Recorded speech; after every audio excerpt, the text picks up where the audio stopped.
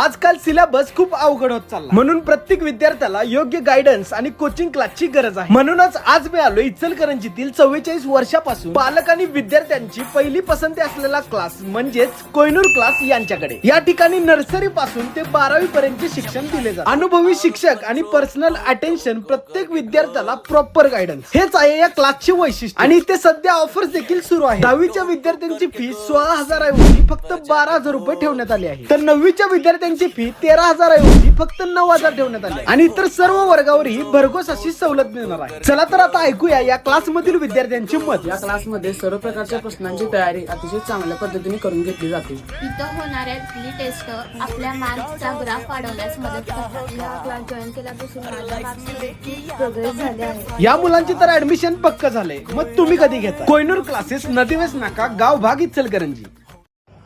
नमस्कार, मी सद्दाम सिंग मुल्ला। आपण पाहतात SM नेटवर्क पुस्तक पीपल मराठी। चला तर पाहूया आजची ठळक घडामोडी। कोल्हापूर जिल्ह्यातील 5 पैकी कोणाला मिळणार विधान परिषद?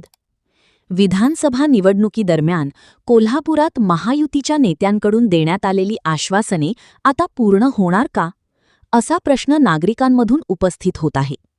निवडणुकीत विजय मिळवण्यासाठी अडथळा ठरणाऱ्या इच्छुक नेत्यांना सोबत घेताना त्यांना विधान परिषदेवर संधी देण्याचे आश्वासन देण्यात आले होते। आता ती आश्वासने पूर्ण करण्याची वेळ आली असून कोल्हापूरकरांचे लक्ष या घडामोडींवर लागले आहे।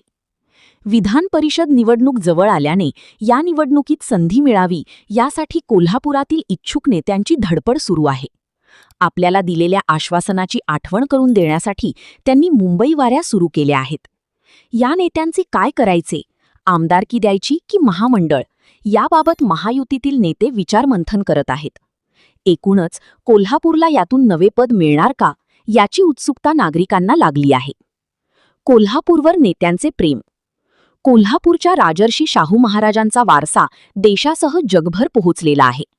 त्याच आदर्शातून विविध पक्षांनी कोल्हापूरवर विशेष लक्ष केंद्रित केले आहे। राज्यसभा निवडणुकीत शिवसेनेचे उद्धव ठाकरे यांनी कोल्हापूरचे निष्ठावंत कार्यकर्ते संजय पवार यांना उमेदवारी दिली होती। त्याचवेळी भाजपनेही माजी खासदार धनंजय महाडिक यांना उमेदवारी देत विजयी केले। तसेच यापूर्वी भाजपने छत्रपती संभाजीराजे यांनाही राज्यसभेवर संधी दिली होती। त्यामुळे यावेळीही कोल्हापूरला न्याय मिळेल असा आशावाद व्यक्त होत आहे। कोल्हापूर उत्तर विधानसभा मतदारसंघात शिवसेनेच्या उमेदवारीवरून चुरस होती।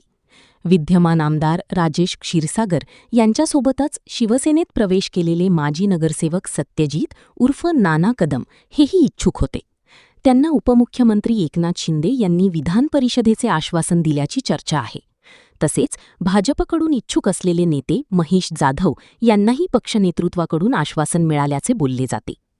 इचलकरंजी विधानसभा मतदारसंघात भाजपचे विद्यमान आमदार राहुल आवाडे यांच्यासाठी माजी आमदार सुरेश हाळवणकर यांनी माघार घेतली होती। त्यांनाही विधान परिषदेवर संधी देण्याचे आश्वासन देण्यात आले होते। त्यांच्या निष्ठेला फळ मिळणार का, हे आता स्पष्ट होणार आहे। नुकत्याच झालेल्या नगरपालिका व स्थानिक स्वराज्य संस्थांच्या निवडणुकांमध्ये भाजपचे माजी जिल्हाध्यक्ष समरजित घाटगे यांनाही आश्वासन देण्यात आल्याची चर्चा आहे। त्यांच्या नेतृत्वाखाली भाजपला चांगले यश मिळाले होते। त्याची परतफेड विधान परिषदेत होणार का, याची चर्चा कागलमध्ये रंगली आहे।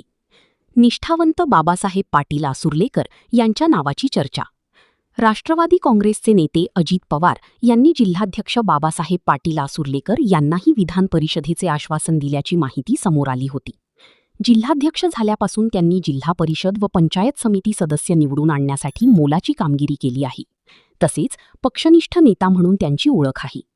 जिल्हाभर दौरे करत त्यांनी राष्ट्रवादीची ताकद वाढवली असून त्यांना यशही मिळाले आहे।